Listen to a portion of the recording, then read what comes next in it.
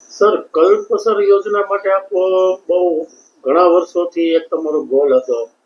તો હાલ મોદી સાહેબે જે કલ્પસર યોજના માટે જે પ્રાયોગિક વિચાર્યું છે, બાબતે તમે શું કહેશો?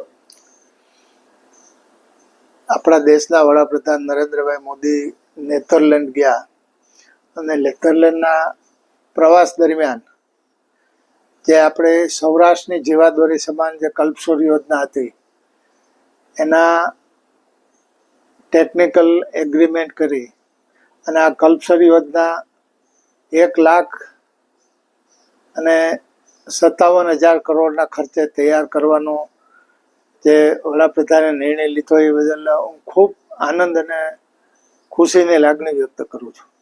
કારણ કે સૌરાષ્ટ્રમાં જે ખાસ કરીને મોટા ભાગના ગામડાઓ ખાલી થઈ રહ્યા છે, સ્થળાંતર થઈ રહ્યા છે, અને ત્યારે આ કલ્પસર યોજનાથી 10 લાખ હેક્ટર જમીનની અંદર પાણી આવશે, દુષ્કાળને કાયમી અલવિદા મળશે, 2 થી 3 પાક ખેડૂતો કરી શકે એવી આ યોજનાના સાકાર થતાં ખેડૂતોને પાણી મળશે. અને આ ઉપરાંત સૌરાષ્ટ્ર અને દક્ષિણ ગુજરાત અને મધ્ય ગુજરાતનું જે અંતર છે એ ઘટી જશે. નવી વીજળી પણ ખૂબ મોટા પ્રમાણમાં ઉત્પન્ન થશે. કલ્પસર યોજનામાં મીઠા પાણીનું જે સરોવર બનશે એમાં મીઠા પાણીની માછલીઓનો ઉદ્યોગ પણ મોટો થશે. અને સાથે સાથે જે આ રાજ્યમાં ભવિષ્યની અંદર જે સૌરાષ્ટ્રની અંદર જે મુશ્કેલીઓ જે ઊભી થવાની તૈયારીઓ હતી એને સંપૂર્ણ બ્રેક લાગશે. કારણ કે કલ્પસર યોજના છે જેનાથી જે સ્થળાંતર કરી ગયા છે એ લોકો પણ ખૂબ મોટી સંખ્યામાં પાછા રિટર્ન થશે.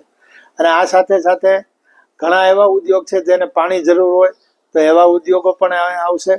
ખેતીનું ઉત્પાદન ખૂબ થતાં ખેતીના પાકને લગતા એટલે કે કૃષિ ઉદ્યોગો અને ખાસ કરીને ફૂડ ઉદ્યોગ પણ ખૂબ મોટા અહીંયા થઈ શકશે.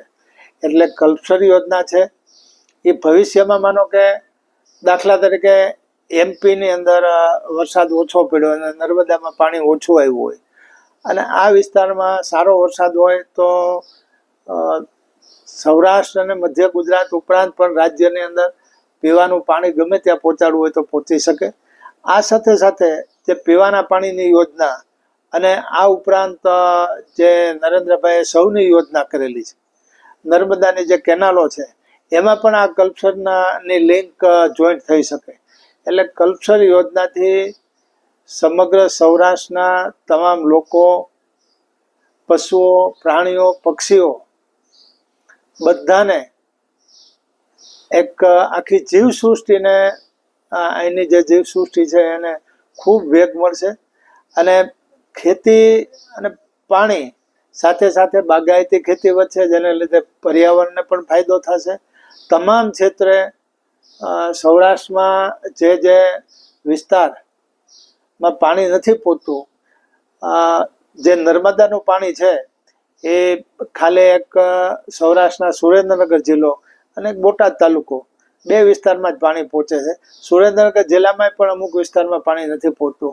આ તમામ જગ્યાએ આ પાણી પહોંચાડવા માટેની ખૂબ સારી જ્યાં ગ્રેવિટી હશે ત્યાં ગ્રેવિટીથી, બાકી પમ્પિંગથી પાણી આપવાની આ યોજના ખૂબ સરસ આગળ વધવાની છે. એટલે મને આજે ખૂબ આનંદ અને ગૌરવ થાય છે કે દેશના વડાપ્રધાને આ યોજના માટે એમનો જે પોતાનો ડ્રીમ પ્રોજેક્ટ હતો એમ વર્ષોથી 1982થી મને પણ એમ હતું કે આપણે આ કલ્પસર યોજના ક્યારે થશે, ત્યારે નરેન્દ્રભાઈના હસ્તે આનો યશ મળવાનો હશે.